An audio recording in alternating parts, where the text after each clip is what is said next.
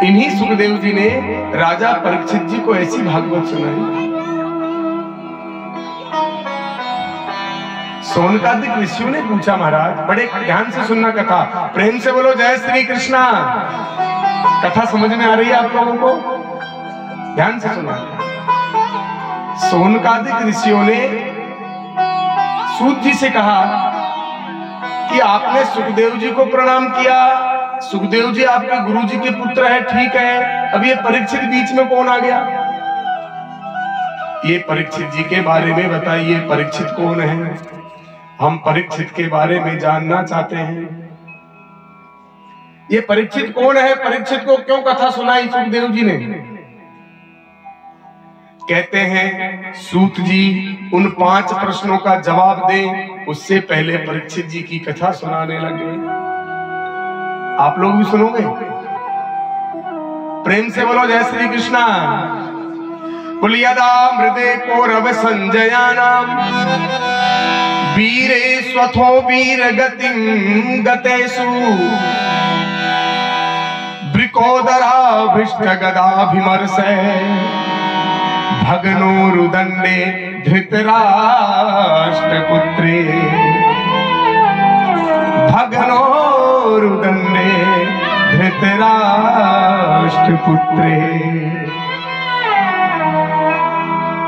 कितने सुंदर श्लोक है भागवत में, बड़े ध्यान से सुनना। परीक्षित जी कौन है? बोले यदा मृदे कौरव संजयाना। कुरु वंश में 2 बालक हुए। ध्यान से सुनो सभी लोग। कुरु वंश में 2 बालक हुए, एक का नाम धृतराष्ट्र, एक का नाम पांडव। धृतराष्ट्र के 100 पुत्र हुए और पांडव के 5 बेटा हुए। यदा मृदे कौरव संजयानाम वीरे स्वथो वीर गतिम गतेषु। पर दोनों में झगड़ा हो गया, 100 में और 5 में झगड़ा हो गया। अब 100 जीतेंगे 5 जीतेंगे? अरे 100 और 5 दोनों में लड़ाई हो जाए तो 100 वाले जीतते हैं 5 वाले? 100 वाले जीतते हैं। लेकिन अगर सत्यता पर कोई चलने वाला हो, अगर कोई सत्य का आचरण करता है, धर्म पर चलता है, धर्म के साथ लड़ता है, तो फिर 100 की नहीं चलती, 1000 भी हो तो भी नहीं चलेगी, 5 ही जीतेंगे। अगर अधर्म पर लड़ने के लिए हजारों लाखों इकट्ठे हो जाएं और धर्म पर चलने वाला अकेला भी हो तो भी अंत में विजय अकेले की होगी, क्योंकि वो धर्म उसके साथ है। क्योंकि धर्मो रक्षति रक्षत है, उसमें ताकत नहीं है, वो अकेला है और उसकी रक्षा कौन करता है? धर्म करता है। अगर हम लोग भी अकेले हैं चलेगा, और अगर हम लोग भी धर्म पर चलते हैं तो दुनिया में कोई ताकत नहीं जो हमको झुका दे। 1 नहीं, 2 नहीं, 100 नहीं, 1000 नहीं, लाखों मिल जाए तो भी हमको झुका नहीं सकते। लेकिन कब? जब हम लोग धर्म पर चलेंगे, धर्म हमारे साथ होगा। ऐसा युद्ध हुआ। वीरे स्वथो वीर गतिम गतेषु। बड़े बड़े वीर वीर गति को प्राप्त हो गए।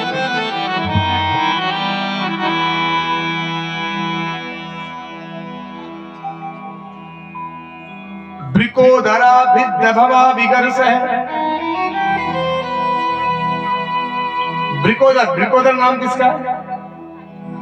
ब्रिकोदर नाम है भीम का। भीम का नाम ब्रिकोदर क्यों है बताऊं? भीम के पेट में ब्रिक नाम की अग्नि है, उसको बहुत भूख लगती है, इसलिए ब्रिकोदर, जिसके उदर में ब्रिक नाम की अग्नि, इसके उनका एक नाम ब्रिकोदर है। बहुत भूख लगती है। आधे में सारा घर और आधे में अजगर, है ना? जितना भोजन होता था, 4 भाई और द्रौपदी, कुंती सब खा लेते थे, आधा और आधे में भीम। आधे में सारा घर और आधे में अजगर, इसलिए इनका नाम ब्रिकोदर। तो ब्रिकोदरा भिद्ध गदा भिमर्श है। बोले बड़े बड़े वीर वीर गति को प्राप्त हो गए, लेकिन जो दुर्योधन था अकेला बचा, पर वो भी जीवित तो है पर मरे के समान है। क्यों? बोले वृकोदरा विद्ध गदा विमर्श है। वृकोदर यानी भीम की गदा से उसकी जांग भी चूर्ण चूर्ण हो गई, एक सरोवर के किनारे पड़ा हुआ है।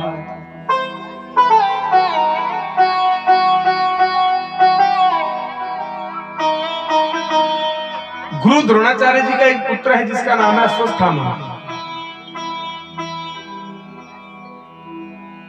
अश्वत्थामा ने देखा मेरा मित्र बड़ा तड़प रहा है, अपने मित्र के लिए कुछ करना चाहिए। दुर्योधन के कहने से रात्रि में चला पांडवों को मारने के लिए, लेकिन जाको राखे साइया मार सके ना कोई, बालन बाका कर सके चाहे सब जग बेरी होए। जिसका रक्षक मेरा परमात्मा हो उसका कोई कुछ बिगाड़ नहीं सकता।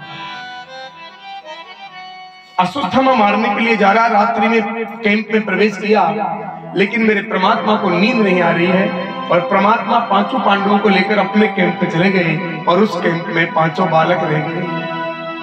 अश्वत्थामा ने प्रवेश किया, उन पांचों बालकों को 5 पांडव समझकर उनके सिर काट के ले गए।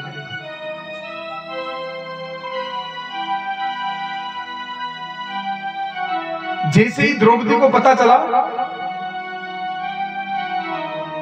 द्रौपदी ने कक्ष में प्रवेश किया, रक्त बह रहा है, 5 बच्चों के सिर नहीं है, विलाप करने लगी कि कृष्ण कृष्ण महाभाग भक्ता नाम भयंकर है। हे भगवान कृष्ण, हे द्वारकाधीश, आप कहाँ हो? मेरे पुत्रों का सिर किसने काट दिया? रोने की आवाज आई, दौड़ पड़े, जाकर के देखा कन्हैया ने रथ सजा दिया, अर्जुन विराजमान है। दौड़ पड़े, पद चिन्हों को देखते देखते जा रहे हैं, देखा तो अश्वत्थामा ने देखा कि कृष्ण और अर्जुन आ रहे हैं। अश्वत्थामा समझ गया कि मैं आज बच नहीं सकता, क्या करूं? मरता क्या नहीं करता। अश्वत्थामा ने कुछ सोचा समझा नहीं, बिना विचारे जो करे सो पाछे पछताए, ब्रह्मास्त्र चला दिया। और जैसे ही ब्रह्मास्त्र आया कि पाहि पाहि महायोगी, अर्जुन चरणों में गिर गया, कन्हैया कि मुझे बचाओ, ये क्या हो रहा है? अरे मुझे तो लगता है मुझे नहीं, ये त्रिलोकी को भस्म कर देगा। कन्हैया ने कहा खड़े हो, विशस्य विशोसुधम, अगर आप कहीं जंगल में जा रहे हो और अगर आपके जंगल में कांटा लग जाए तो कांटा किससे निकलेगा? कांटे से निकलेगा। जिस प्रकार जंगल में पेड़ में कांटा लग जाए, कांटे से ही कांटा निकलता है। अगर आपको विष हो जाए तो विष का उपचार विष ही होता है। उसी प्रकार कन्हैया ने कहा यह ब्रह्मास्त्र है और इसका निवारण एक ही है कि तुम भी ब्रह्मास्त्र चला दो।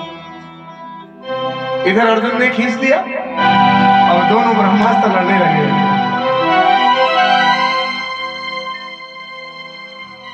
लेकिन अश्वत्थामा को ब्रह्मास्त्र चलाना आता है, वापस लेना नहीं आता, अर्जुन जानता है। कन्हैया ने कहा ऐसा करो, दोनों को खींचो। अर्जुन ने मंत्र पढ़ा, दोनों ब्रह्मास्त्रों को खींच के तरकस में डाल लिया और दौड़कर अश्वत्थामा को पकड़ के और रथ से बांध के द्रौपदी के पास ले गए।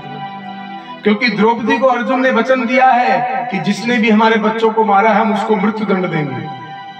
ले गए द्रौपदी के पास, ये रहा तुम्हारे बच्चों को मारने वाला, बताओ इसको क्या करना है।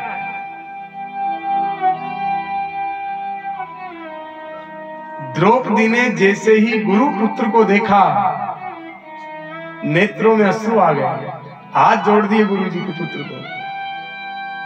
कोई तुम्हारे पुत्रों को मार दे तो तुम हाथ जोड़ोगे क्या? कोई तुम्हारे बेटों को अभी मार दे, मान लो, तुम क्या करोगे? हाथ जोड़ोगे? तुम्हारे यहां तो किसी ने किसी के पुत्र को नहीं मारा ना, कि मारा है?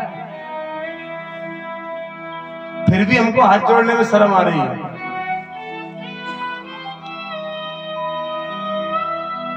यहाँ तो द्रौपदी के 5 पुत्रों को मार दिया, फिर भी द्रौपदी उनको प्रणाम कर रही है। इसीलिए तो कहता हूं इन कथाओं को सुनने से फायदा नहीं है, सीखो। और द्रौपदी क्या कह रही है कि उवाच च सहन्तस्य बंधना नयनम सती मुच्यता मुच्यता में से ब्रह्मणो नितराम गुरु। द्रौपदी से सीखो।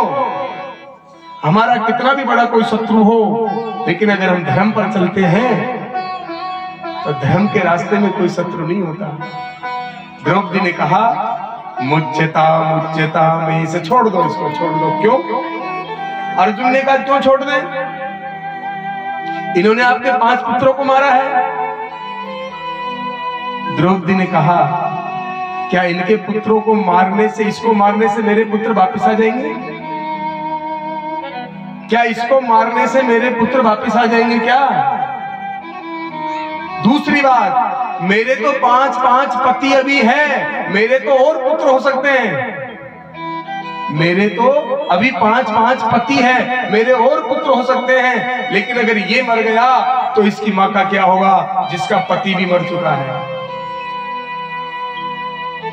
भाई अगर इसको मार देंगे इसकी मां का क्या होगा? क्योंकि गुरु द्रोणाचार्य तो नहीं रहे,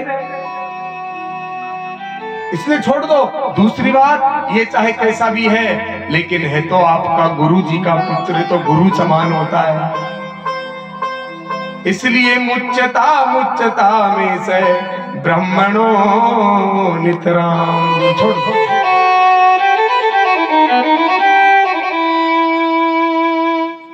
अर्जुन ने कहा मेरी प्रतिज्ञा का क्या होगा?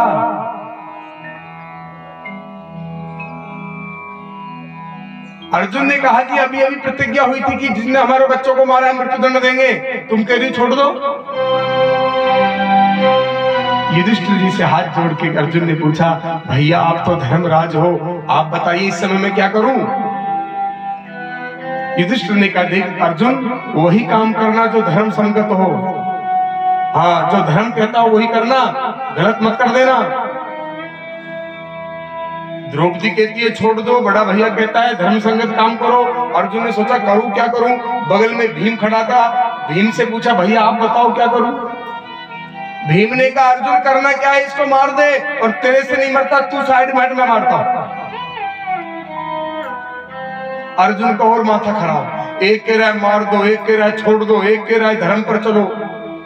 अर्जुन के कुछ समझ में नहीं आ रहा, करूं तो क्या करूं? प्रतिज्ञा एक तरफ, उधर खड़े थे भगवान कृष्ण। भगवान कृष्ण से अर्जुन ने कहा आप तो कुछ बोलिए, आप तो कुछ कहिए। कन्हैया ने तुरंत कहा कि ब्रह्म बंधुर न हंतव्य आताताई बधारण मय्यते नानतम परिपायनुशासनम।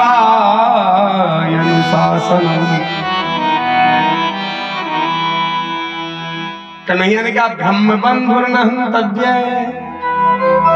ब्राह्मण चाहे कितनी भी बड़ी गलती कर दे पर ब्राह्मण को मृत्युदंड नहीं देना चाहिए, मारो मत।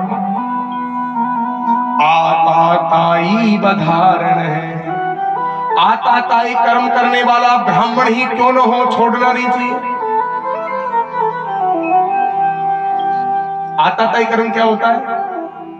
गांव में आग लगाने वाला, बच्चों को मारने वाला, गुरु के साथ छल कपट करने वाला, परस्त्री गमन करने वाला, ये सब आताताई कहलाते हैं। भाई के साथ बेईमानी करने वाला, अगर ऐसा कोई पापी है तो ऐसे व्यक्ति को कोई भी हो तुरंत मृत्युदंड देना चाहिए। भीम ने कहा कन्हैया तुम चलते हो तो टेढ़े, खड़े होते हो तो टेढ़े, अरे कम से बोल तो सीधा लिया करो भाई, बोलते भी टेढ़े। अरे एक बात बोलो, मारना छोड़ना। एक तरफ बोल रहे हो ब्रह्म बंधुर न हंतव्य, ब्राह्मण कितना भी बड़ा पाप कर दे मारना नहीं, और एक तरफ बोल रहे हो आताताई कर्म करने वाला ब्राह्मणी क्यों न छोड़ना नहीं। अब ये क्या न्याय हुआ? अरे सीधा बोलो क्या करना। कन्हैया ने कहा भीम भैया आप तो खाओ पियो दंड पे लो मस्त रहो, मैं जो बोलता हूं आप नहीं समझ सकते, मैं जो कहना चाह रहा हूं वो अर्जुन समझ सकता है, क्योंकि अर्जुन ने मुझसे 18 अध्याय गीता का ज्ञान लिया है कि ब्रह्म बंधुर नहंतव्य। देखो बड़े ध्यान से सुनना, ब्राह्मण को पृथ्वी का देवता कहा है, ब्राह्मण को पृथ्वी का देवता कहा है कि देवाधीनम जगत सर्वम मंत्राधीनम च देवता ते मंत्र ब्राह्मण आधीन तेसाम ब्राह्मण देवता। पूरा संसार ब्राह्मणों के देवताओं के अधीन है, देवता मंत्र के अधीन है, मंत्र ब्राह्मण के अधीन है, इसलिए ब्राह्मण को पृथ्वी का देवता कहा है, इसलिए ब्राह्मण पूजनीय है। और इसी का अर्थ गोस्वामी ने रामायण में लिखा है कि पूजिए विप्र सकल गुणहीना, पूजिए विप्र सकल गुणहीना, पूजिए विप्र सकल गुणहीना, पूजिए विप्र सकल गुणहीना, सूत्रन गुण गण वेद प्रवीणा,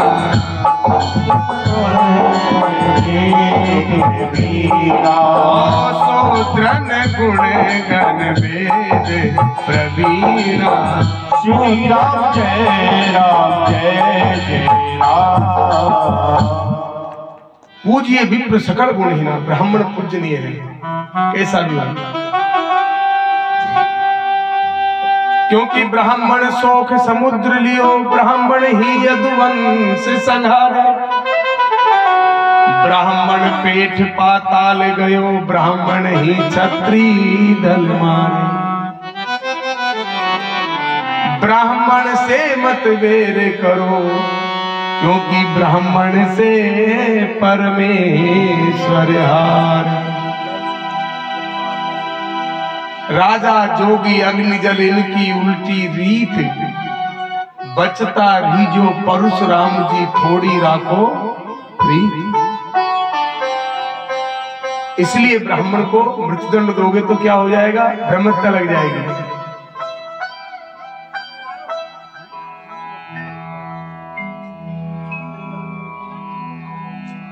गंगा जी को तैरनो और विप्रन को भ्यवा, पार गए तो पार है और डूब गए तो पार। अगर तैरना सीखना हो तो गंगा जी में सीखना, हाँ नदियों में मत सीखना, क्योंकि अगर तैरना सीख गए तो बहुत अच्छी बात है, सीख गए तैरना, अगर मान लो डूब के मर भी गए तो क्यों गंगा जी मरोगे तो पार। उसी प्रकार विप्रण को व्यवहार, अगर पैसा देना हो ब्याज में तो ब्राह्मणों को देना, आ गए तो ठीक है, डूब गए तो ब्राह्मण नहीं खाए कोई दिक्कत, धर्म तो मिलेगा। प्रेम से बोलो जय श्री कृष्णा। मैं नहीं कह रहा हूं, धोआ कह रहा है कि गंगा जी को तैरण और विप्रण को व्यवहार, अरे डूब गए तो डूब गए, पार गए तो पार गए और डूब गए तो पार। अब ब्राह्मण को पैसे दे दिए, आ गए तो अच्छी बात है, नहीं आए तो ब्राह्मण ने खाए, कुछ तो धर्म पुण्य मिलेगा। उसी प्रकार तैरना कहाँ सीखना है, गंगा जी में जाके सीखना। पार गए तो पार है और डूब गए तो भी, लेकिन आता ता ही बधारना है, लेकिन इसने आता ता ही कर्म किया, इसलिए दंड जरूर दो। इसलिए अर्जुन समझ गया कि ब्राह्मण को मारना नहीं है, ब्राह्मण का अपमान ही मृत्यु है। ब्राह्मण का अपमान कर दो वही उसके लिए मृत्यु है। इसलिए सावधान रहना, कभी हमसे भूल से भी ब्राह्मण का अपमान नहीं होना चाहिए, क्योंकि ब्राह्मण के लिए अगर हमने अपमान कर दिया समझो उसको मार दिया। समझ गया अर्जुन, अर्जुन ने पकड़ लिया अश्वत्थामा को, तलवार निकाली, अपमान कर दिया, उसका सिर मूंड दिया, मूछ मूंड दी, ब्रह्मतेज की मणि निकाल ली और धक्का देकर सभा से भगा दिया। अपमान कर दिया, यही मरण है उसके लिए। लेकिन ऊंच निवास नीचे कर तूती। ऊंच निवास नीचे कर तूती। ऊंच निवास नीचे कर तूती। ऊंच निवास नीचे कर तूती। देख न सकहि पराई विभूति। देख न सकहि पराई विभूति। ओ देख न सकहि पराई विभूति। ओ देख न सकहि पराई विभूति। ऊंच निवास, हम चाहे कितने भी ऊंचे पद पे चले जाएं, हम चाहे कितने भी बड़े कुल में जन्म ले लें, हम चाहे कितने भी बड़े हो जाएं, अगर हमारा कर्म नीचे, हमारा कर्म छोटा है, तो हमारा ऊंचा होना कोई फायदा नहीं है। हम चाहे कितने ही छोटे हैं, कितने ही गरीब हैं, कितने ही छोटे कुल में हैं, लेकिन अगर हमारे विचार ऊंचे हैं तो समझ लो हम सबसे ऊंचे हैं। इसलिए तो मैं बार बार कहता हूं, हम चाहे जहां भी है, जिस स्थिति में है, पर अपने विचार और अपने कर्म अच्छा रखो तो दुनिया में सबसे श्रेष्ठ तुम हो। तुम चाहे कितने ही बड़े बड़े पद पे पहुंच गए, पर तुम्हारे विचार अगर अच्छे नहीं है तो तुम कितने ही बड़े पद पे हो, पर सबसे छोटे दुनिया में तुम हो। इसलिए ऊंचे विचार रखो। आज अश्वत्थामा को यह सोचना चाहिए था कि मैंने 5-5 पुत्रों को मारा, मेरा मृत्युदंड तो निश्चित था, फिर भी पांडव कितने अच्छे हैं कि मुझे मारा नहीं, मुझे छोड़ दिया। तो पांडवों का धन्यवाद करना चाहिए था ना कि पांडव कितने अच्छे हैं, लेकिन नहीं, धन्यवाद नहीं किया, प्रण कर लिया, तुमने मेरा अपमान किया, मैं तुम्हारा वंश मिटा दूंगा। ऊंच निवास नीच कर तू थी। और क्या कर्म किया अश्वत्थामा ने? नीच कर्म किया। क्या कर्म किया? बोले इनके वंश को मिटा दूंगा। वंश कैसे मिटे? तो इनके वंश चलाने वाला एक ही है। कौन? बोले अर्जुन का बेटा अभिमन्यु जो मर गया ना, उसकी पत्नी उत्तरा, वो गर्भवती है, अब वो ही है, वो वंश चला सकता है। अगर उसको मैं मार दूं तो इनका वंश समाप्त हो जाएगा। अश्वत्थामा ने एक बार और ब्रह्मास्त्र चला दिया। किसके ऊपर? उत्तरा के गर्भ। लेकिन उत्तरा सीधी भगवान के चरणों में पहुंच गई कि पाहि पाहि महायोगिन देवदेग जगतपते नान्यं तद्भयं पश्यं यत्र मृत्यु परस्परम। उत्तरा ने भगवान को जाके प्रणाम किया, भगवान से कहा कि मैं मर जाऊं, मुझे मेरे मरने का दम नहीं, पर मेरे बालक को बचा लो, क्योंकि कुरुवंश को यही एक आगे बढ़ा सकता है। भगवान ने कहा मुझे बालक समझो। उत्तरा ने जैसे भगवान को बालक समझा, भगवान ने छोटा सा रूप बनाया, उत्तरा के गर्भ में प्रवेश कर गए और गदा घुमाई और उस गर्भस्थ बालक की रक्षा कर ली। भगवान गर्भ में प्रवेश कर गए, बालक को बचा लिया, पर कोई नहीं जान पाया। पर एक व्यक्ति है जो जान गया। कौन?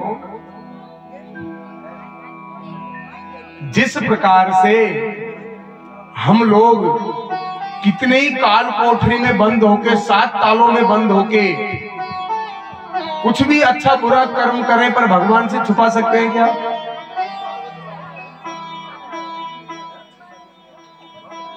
अभी मान लो 100 का नोट पड़ा है नीचे, कितने का?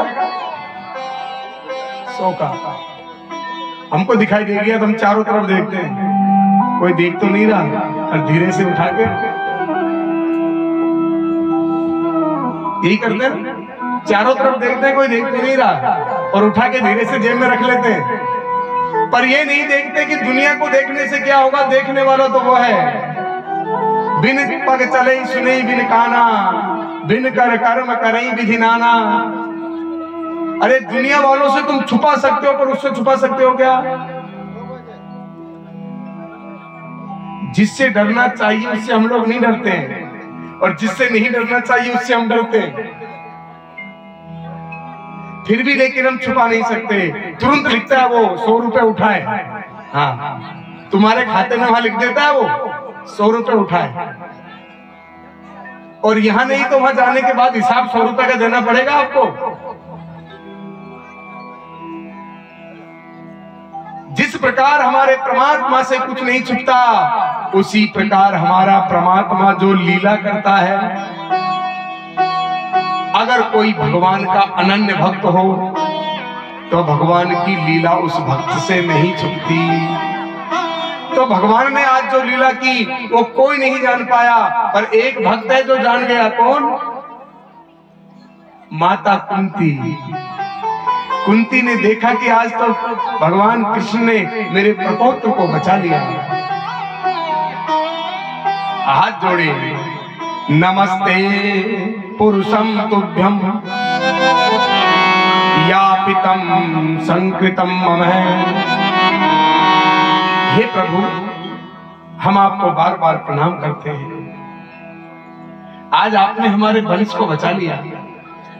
अरे आज तक मैं आपको अपना भतीजा समझती थी, आप भी हमको बुआ जी बुआ जी बुआ जी बुआ जी कहते थे, लेकिन अब मैं समझ चुका हूं, अब मैं समझ चुकी हूं कि आप हमारे भतीजे नहीं हो, आप हमारे भाई के बच्चे नहीं हो, हम आपकी बुआ नहीं है, आप तो जगत के अधिष्ठाता परमात्मा हो, भगवान हो। कौन है? भगवान हो। कन्हैया ने हंस करके कहा, बुआ जी मैं भगवान हूं। हाँ कन्हैया।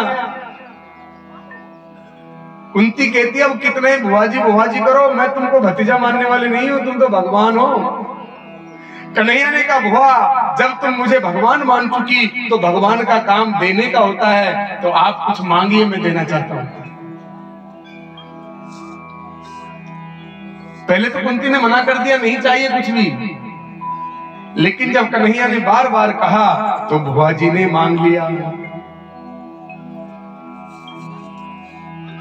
बुआ जी ने, कुंती ने अपने आंचल झोली फैला दी सामने। कन्हैया आप भगवान हो, मैं आपसे मांगना चाहती हूँ, दीजिए। कन्हैया ने कहा, मांगो। बोले, मुझे दुख दे दीजिए। क्या मांगा कुंती ने? दुख दे दीजिए। आप लोग मांगते हो भगवान से दुख? कौन मांगता है? जैसे ही बुआ कुंती ने दुख मांगा, कन्हैया के नेत्रों में अश्रुधारा बहने लगी। बुआ तूने क्या मांग लिया? अरे बुआ, बचपन से लेके आज तक तूने दुखी दुख तो भोगा है, अब थोड़ा बहुत सुख आने वाला था, तूने फिर दुख मांग लिया।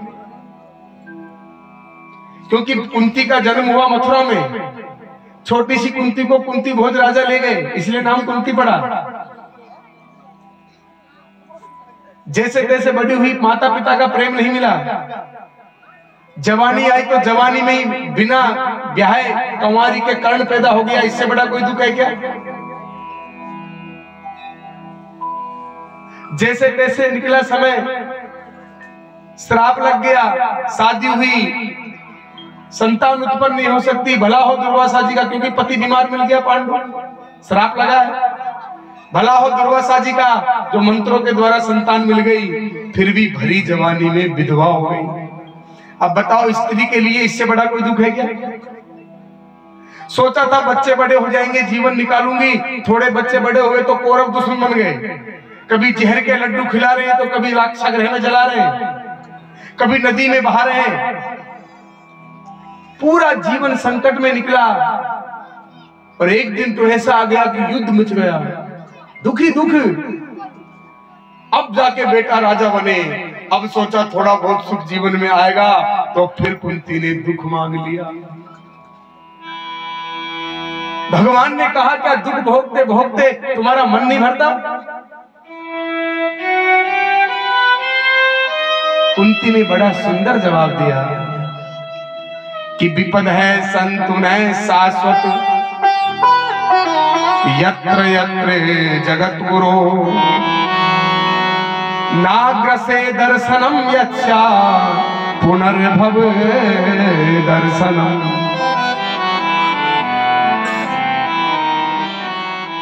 इसी को हिंदी में कहते हैं कि सुख के माथे सिल पड़े,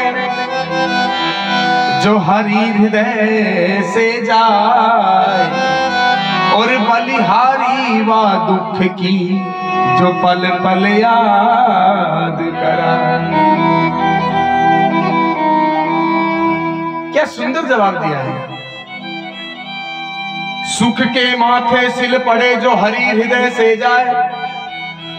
अगर हमारे जीवन में सुख आ जाता है तो हम लोग भगवान को भूल जाते हैं और भगवान भी दूर। भगवान को याद कब करते हैं हम लोग? और भगवान भी जब ही आते हैं जब दुख में याद करते हैं। इसलिए कुंती कहती है मुझे ऐसा सुख नहीं चाहिए जो भगवान दूर हो जाए, क्योंकि दुख में सुमिरन सब करे और सुख में करे न कोई। और जो सुख में सुमिरन करे तो दुख काहे को। इसलिए कुंती ने कहा मुझे तो दुख चाहिए, दुख चाहिए, दुख चाहिए। भगवान ने हृदय से लगा दिया। भगवान द्वारका जाना चाहते थे, कैंसिल कर दिया, रुक गए। अंदर जाकर के देखा तो युधिष्ठिर रो रहा है। कन्हैया ने कहा भाई तुम्हें क्या हो गया? बोले इस गद्दी पर बैठने से मुझे रोना आता है। क्यों? इस गद्दी के लिए मैंने अपनों को मार दिया, कितनी स्त्रियों को विधवा बना दिया, कितने बालकों को अनाथ बना दिया, उसके बाद इस गद्दी पर बैठा हूं। मुझे इस गद्दी पर बैठने का मन नहीं करता। भगवान ने समझाया मत रो, कोई किसी को ना मारता है ना काटता है, ये सब कुछ भगवान की लीला है, तुम तो केवल निमित्त मात्र हो। युधिष्ठिर के समझ में नहीं आया। पिता में भीष्म जो बाणों की सैया पर लेटे हैं वहां पर ले जाते हैं। सोचा मेरे कहने से नहीं समझेंगे, चलो पिता में भीष्म के कहने से समझेंगे। पिता में भीष्म बाणों की सैया पर लेटे हुए हैं। भगवान ने दूर से प्रणाम किया। भगवान ने दूर से किसको? पितामह। पर पितामह मन ही मन प्रणाम कर रहे हैं भगवान को। पितामह आशीर्वाद दे रहे हैं दिखाने के लिए दुनिया को, पर मन से प्रणाम कर रहे हैं। और पितामह ने एक प्रश्न कर दिया, कन्हैया ये बाणों की सैया मुझे क्यों मिली? मैंने ऐसा कोई सा पाप 100 वर्ष तक 100 जन्मों तक नहीं किया, फिर मुझे बाणों की सैया? कन्हैया मुस्कुरा गया। कन्हैया ने मुस्कुरा करके कहा पितामह, इशारे में, ये जो भी बातें हो रही इशारे में, पितामह आपने 100 जन्म तो देख लिए, थोड़ा और पीछे जाओ। 104 जन्म पहले एक राजकुमार थे, जंगल से शिकार करके आ रहे थे, रास्ते में एक अधमरा सर्प मिल गया। आपने उसको मरा समझकर अपने बाण से उठाकर झाड़ियों में फेंक दिया। उस सर्प के पूरे शरीर में कांटे ही कांटे लग गए। आज उसी का परिणाम है कि आपके पूरे शरीर में बाण ही बाण लग रहे हैं। इसका मतलब ये कर्म हमारा पीछा नहीं छोड़ता, चाहे हजारों जन्म के बाद हमको भोगना पड़े, पर भोगना हमको ही। फिर भी हम लोग बुरे कर्म कर रहे हैं। तुम लोग ये मत सोचना कि इस जन्म में कर्म कर लिया तो अगले में नहीं। इस जन्म में तुम कितना ही सुख भोग लो, कितना ही वैभव भोग लो, जो कर्म किया उसका फल तो आपको भोगना ही पड़ेगा। इस जन्म में नहीं, चाहे हजारों जन्म बाद भोगना पड़े। जैसे आज पितामह भीष्म 104 जन्मों के बाद भी भोग रहा है, क्योंकि कर्म प्रधान विश्व का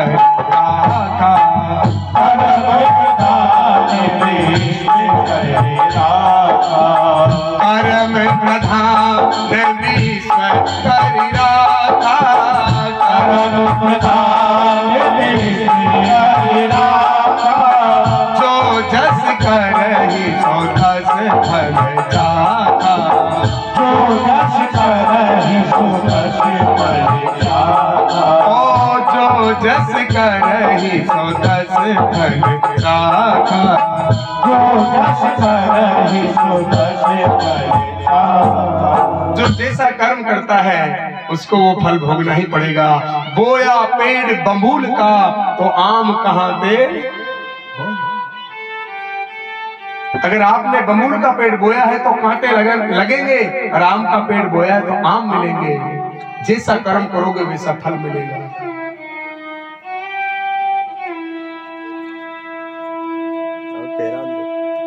जैसा कर्म करोगे आप वैसा आपको फल मिलेगा।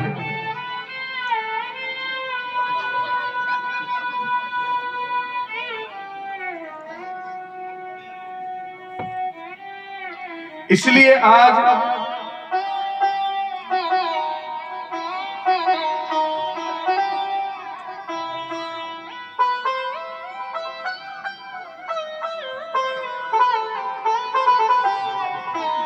सही है, इनकी भावना पूरी हो गई।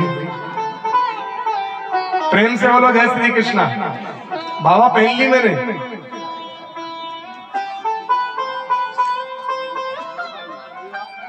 बोलिए बांके बिहारी लाल की जय। इसलिए कर्म हम जो करेंगे वो हमको भोगना ही पड़ेगा। पिता में भीष्म ने उपदेश दिया, बड़े ध्यान से सुनना सभी लोग, कि दान धर्मान राज धर्मान मोक्ष धर्मान विभाग से स्त्री धर्मान भगवत धर्मान पर धर्म मयोगत है।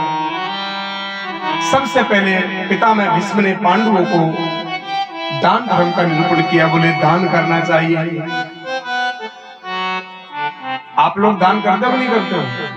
करना चाहिए। बोले महाराज दान करने का मन तो बहुत होता है पर पैसा ही नहीं है। कोई बात नहीं, आपके पास धन नहीं है तो धन का दान मत करो, भोजन का कर दो। बोले महाराज भोजन भी तो जब खिलाए जब कुछ माल हो पास में। अब भगवान जी ने पंडित जी ने कह दी स्पेशल बनानी है तो 3 किलो घी कितने का हो गया देसी भाई, कहां से लाएंगे? कोई बात नहीं, भोजन की व्यवस्था नहीं है, दान भोजन जरूरी नहीं है। पानी का दान तो कर सकते हो, किसी अतिथि को पानी तो पिला सकते हो। किसी ने कहा महाराज मत बोलो, क्यों? क्योंकि आजकल पानी भी बड़ा महंगा है। एक बोतल 20 रुपए की मिलती है बिस्लेरी की। मान लो किसी ने मजदूरी करके दिन भर में 150 रुपए कमाए और घर में 7 मेहमान आ गए तो गए 40। बच्चों को क्या झेल देगा? कोई बात नहीं, अगर आप पानी भी नहीं पिला सकते मत पिलाओ, अरे वाणी का दान तो कर सकते हो। कि वाणी ऐसी बोलिए मन का आपा खोए और पौरन को शीतल करे तो आप शीतल हो। वाणी भी एक दान है। मान लो कोई बहुत तेज धूप पड़ रही है, गर्मी पड़ रही है, प्यासा भूखा इधर से आ रहा है, आपके पास ना पानी है ना भोजन है, केवल आप उससे प्रेम से बोलो भैया आओ, कहां से आए हो, कहां जाओगे, मुझे थके लग रहे हो, थोड़ी देर बैठ लीजिए। इतना प्रेम से बोलोगे ना उसकी भूख प्यास मिट जाएगी और वो उसको आनंद आ जाएगा। तो वाणी का दान है। आपके पास धन नहीं है, आप दान खर्च नहीं कर सकते पर करवा तो सकते हो किसी से, ये भी दान है। दान करना चाहिए। और एक बात और बता दूं, दान दिए धन ना घटे जो सहाय रघुबीर, और पंछी के जल पिबत से घटे न सर भरनी। एक नदी में बाढ़ आ रही है, बहुत तेज पानी है, कुछ चिड़ियों ने पानी पी लिया, क्या बाढ़ कम हो जाएगी? जिस प्रकार बाढ़ का पानी चिड़ियों के पीने से कम नहीं होता, उसी प्रकार दान देने से कभी धन घटता नहीं, धन बढ़ता है। और करके देखना, करके देखना। अरे आप ब्याज पे पैसा दोगे, रुपए सैकड़ा, 2 रुपए सैकड़ा, 5 रुपए सैकड़ा, 10 रुपए सैकड़ा, और भी ज्यादा चलता है। चलता है ज्यादा यहाँ कितना? एक का मतलब 10 रुपए दो 20 रुपए लो, मतलब किसी को 10,000 देंगे तो 20,000 डबल। शाबाश, चलो होता होगा, चलता होगा भाई, दुनिया में मजबूरी का नाम महात्मा गांधी है। अगर मुझे मजबूर हूं, जरूरत हूं और सरपंच साहब के पहुंच गया, तो सरपंच साहब 2 नहीं 3 गुना बोलेगा तो भी लेना पड़ेगा, मजबूरी है। लेकिन मेरा बात सुनो, मेरे परमात्मा के यहाँ ना 1 गुना ना 2 गुना, मेरे भगवान के यहाँ तो 100 गुना चलता है। अगर तुम 10 रुपए दान में लगाओगे तो 20 नहीं, मैं गारंटी से कहता हूं 100 रुपया मिलेगा। कितना? 100। करके देखो।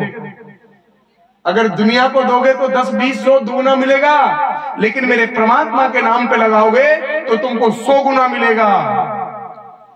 इसलिए भीष्म पितामह कहते हैं सबसे बड़ा धर्म है दान। दान करना चाहिए। अगर भगवान ने हमको ज्यादा नहीं दिया, कम दिया है, जरूरी नहीं है कि तुम लंगर लुटाओ। हमारे पास अगर 10 रुपया है तो 1 रुपए दान में दो, पर दो। जरूरी नहीं कि 10 के 10 ही दे दो, 1 रुपया। दशांश का तो नियम है।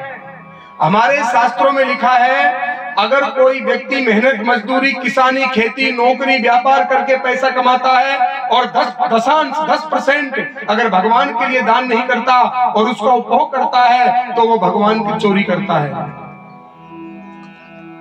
उसको परिणाम भुगतना पड़ता है।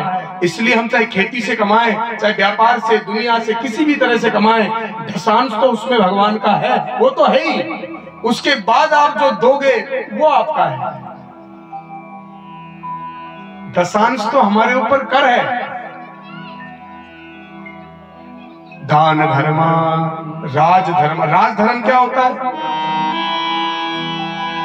राजधर्म भी जानना बहुत जरूरी है। हाँ, अगर मान लो तुम वार्ड मेंबर बन गए, सरपंच बन गए, एमएलए, एमपी कुछ बन गए, तो राजनीति के साथ साथ राजधर्म जरूरी है।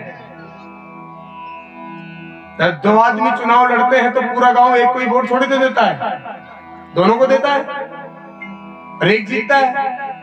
लेकिन अब एक जीत गया तो थोड़ी जिसने वोट दिया उसी को काम करना है कि पूरे गांव का करना है। क्या करना पड़ता है सरपंच साहब? जिसने वोट दिया उसी का काम करना है, पूरे गांव का काम करना है, पूरी पंचायत का। या जिसने वोट दिया उसी के आगे खुरुंजा बनाना है, जिसने वोट नहीं दिया उसके आगे नाली बहने तो बह रही और पानी की ओर खोल दो उधर नाली। राजधर्म ये कहता है कि जिसने वोट दिया उसका काम तो करो ही, पर जिसने वोट नहीं दिया उसका पहले करो, जिससे दोबारा अगली बार चुनाव पड़े तो हमको वोट दे।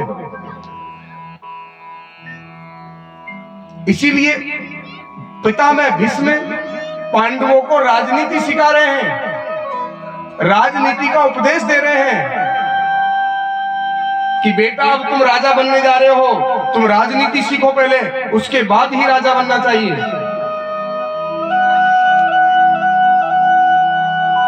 दान धर्मान, राजधर्मान, मोक्ष धर्मान विवाह। फिर मोक्ष का उपदेश दिया कि मनुष्य शरीर अगर हमको मिला है तो भगवान की भक्ति, भगवान का भजन जरूर करना चाहिए।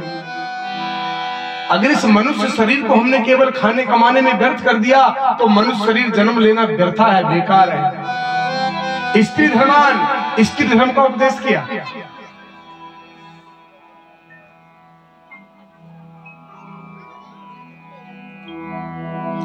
अगर कहीं पर कोई गलत काम हो रहा हो, बड़े ध्यान से सुनना,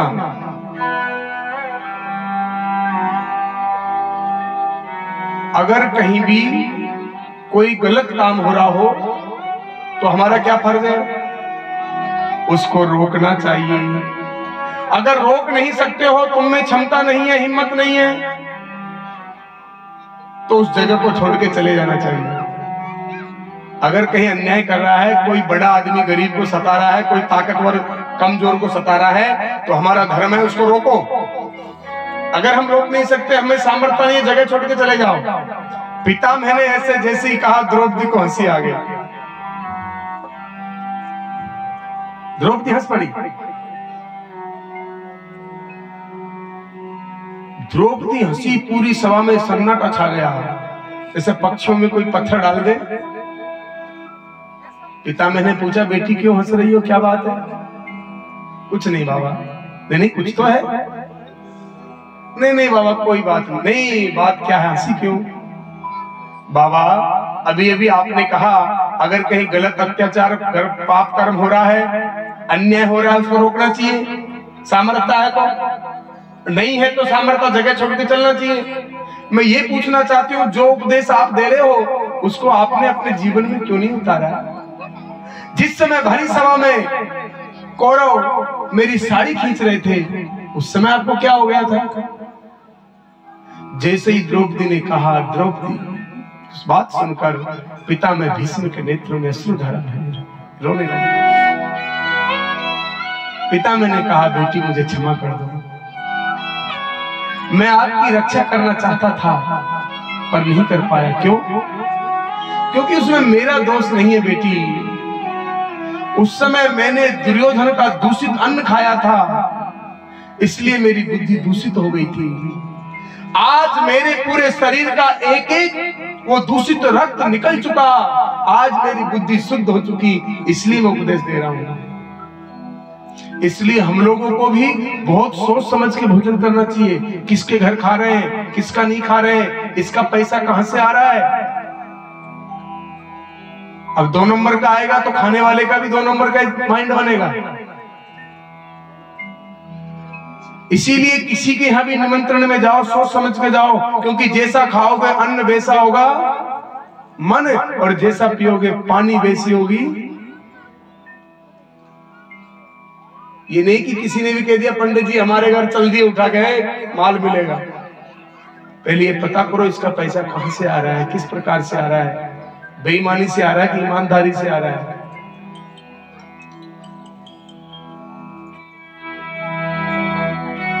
पिता मैंने कहा बेटी उस समय मेरी बुद्धि दूषित थी क्योंकि मैंने दूषित दुर्योधन का अन्न खाया था, लेकिन आज मेरी बुद्धि शुद्ध हो चुकी है। अंत में पिता में भीष्म ने भगवान कृष्ण को प्रणाम करके कहा मुझे मोक्ष चाहिए। उत्तरायण आ गया, शरीर छोड़ने की तैयारी है। धन्य है मेरे परमात्मा। पिता में भीष्म शरीर छोड़ रहे हैं, भगवान आशीर्वाद दे रहे हैं, क्योंकि बड़े बड़े सिद्ध महात्मा अमलात्मा सब एक ही बात चाहते हैं कि देहांत काले तुम सामने हो, मुरली बजाते मन को लुभाते, यही गीत गाते मैं तननाथ त्यागूं, गोविंद दामोदर माधवी, गोविंद दामोदर माधवी।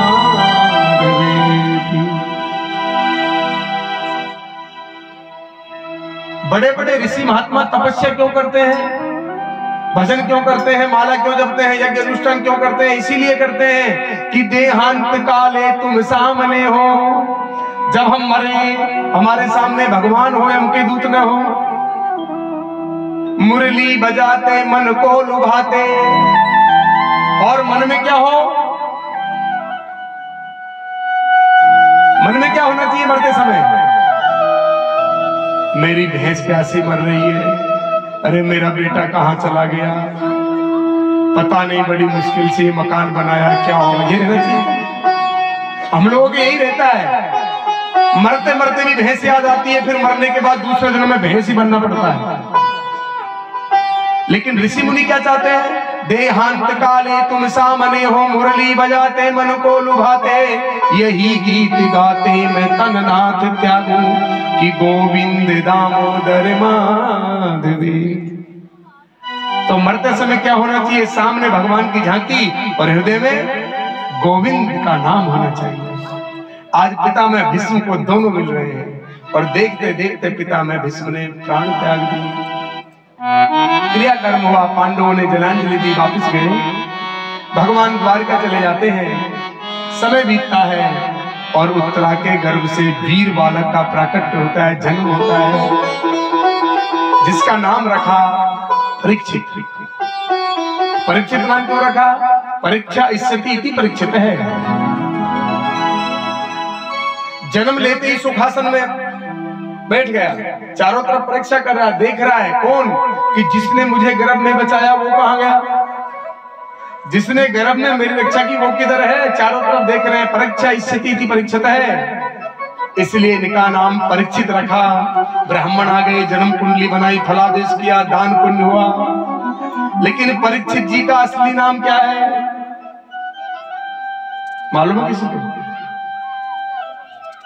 प्रेम से बोलो जय श्री कृष्णा। जय श्री कृष्ण। परीक्षित जी का असली नाम क्या है मालूम है? नहीं है कि विष्णु रात इति श्रुत है, तस्य पावन नामनः इतो विदुरे चरती कुलम च तस्य भूषणम।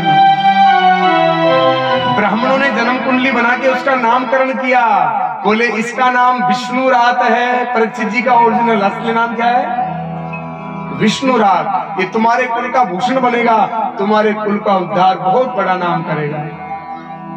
युधिष्ठिर की तरह धर्मात्मा होगा, अर्जुन की तरह धनुर्धर होगा, शिवी की तरह दानी होगा, राजा राम की तरह ब्राह्मणों का भक्त होगा, महान राजा बनेगा। लेकिन इसकी कुंडली कहती है कि ये सर्प के डसने से मरेगा। ब्राह्मणों ने पहले ही सब कुछ बता दिया। सभी राजा महाराजा भेंट देने आते हैं, स्वस्ति वाचन हो रहा है, उत्सव मनाया जा रहा है। इस प्रकार से राजा परीक्षित का प्राकट्य हुआ। बोलिए परीक्षित जी महाराज की जय।